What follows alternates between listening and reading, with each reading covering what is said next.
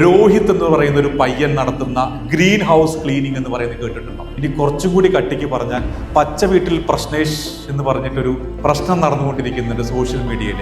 ഇദ്ദേഹത്തിന്റെ മാർക്കറ്റിംഗ് നിങ്ങൾ ശ്രദ്ധിച്ചിട്ടുണ്ടോ? ഗ്രീൻ ഹൗസ് ക്ലീനിങ് എന്ന് പറയുന്ന ആള് കോവിഡ് സമയത്ത് ക്ലീനിങ്, അന്ന് ക്ലീനിങ് വളരെ ഇമ്പോർട്ടൻ്റ് അല്ലെ, ആ സമയത്ത് കയറി വന്ന ഒരു ബിസിനസ്സുകാരനാണ്. കോവിഡ് സമയത്ത് വേറൊരു ജോലിയും കിട്ടാത്തപ്പോൾ അവന്റെ ജോലിയായിട്ട് ക്ലീനിങ് സർവീസ് തുടങ്ങി. ക്ലീനിങ് സർവീസിൽ ഏറ്റവും പ്രധാനമായിട്ട് അവൻ ക്ലീൻ ചെയ്തുകൊണ്ടിരുന്നത് വാട്ടർ ടാങ്കുകളായിരുന്നു. നമുക്ക് ആർക്കും അതിനുള്ളിലേക്ക് ഇറങ്ങി ക്ലീൻ ചെയ്യാൻ സാധിക്കില്ല.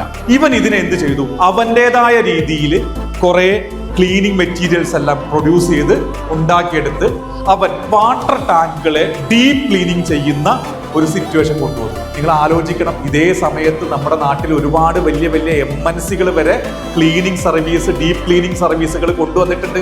ലക്ഷങ്ങൾ ചെലവാക്കിയിട്ട് വലിയ വലിയ മിഷൻസ് വാങ്ങി വെച്ചിട്ടുണ്ട്. അവർ വലിയ വലിയ വീടുകളിലും ഷോപ്പുകളിലും പോയിട്ട് അവർ ക്ലീനിങ് സർവീസ് നടത്തിക്കൊണ്ടിരിക്കുന്നുണ്ട്. ആ സമയത്താണ് രോഹിത് എന്ന് പറയുന്ന ഈ പയ്യൻ അവന്റെ ബിസിനസ് തുടങ്ങിയത്. ഗ്രീൻ ഹൗസ് എന്ന് പറയുന്ന കോൺസെപ്റ്റിൽ അവനെ സംബന്ധിച്ചോളം അവൻ ചെയ്ത ഏറ്റവും വലിയ കാര്യം, ഏറ്റവും കൂടുതൽ വൃത്തികേടുള്ള, പെട്ടെന്ന് ആരും ക്ലീൻ ചെയ്യുമെന്ന് കരുതാത്ത വാട്ടർ ടാങ്ക് ക്ലീനിങ്ങും പിന്നെ ചുറ്റുപാടും ഒക്കെ തുടങ്ങിയിട്ട് ഇതിനെയെല്ലാം അവൻ സ്റ്റോറി ആക്കിയിട്ട് സോഷ്യൽ മീഡിയയിൽ കാണിച്ചു തുടങ്ങി.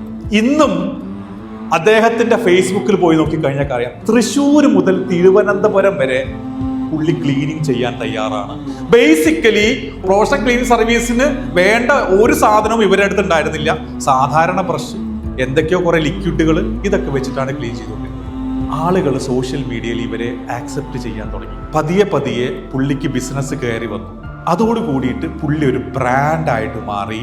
അങ്ങനെ പുള്ളിയെ സോഷ്യൽ മീഡിയയിൽ എല്ലാവരും അറിയാൻ തുടങ്ങി. കോൺസെപ്റ്റ് മനസ്സിലായോ? ഈ was actually A under dog. ഇത് കേൾക്കുമ്പോൾ ചിലർ വിചാരിക്കും ഞാൻ അവനെ ഡോഗിന് സമമായി വിളിച്ചു. അല്ല, underdog is a term who is weak in his business and the competitor things that he is very weak compared to us.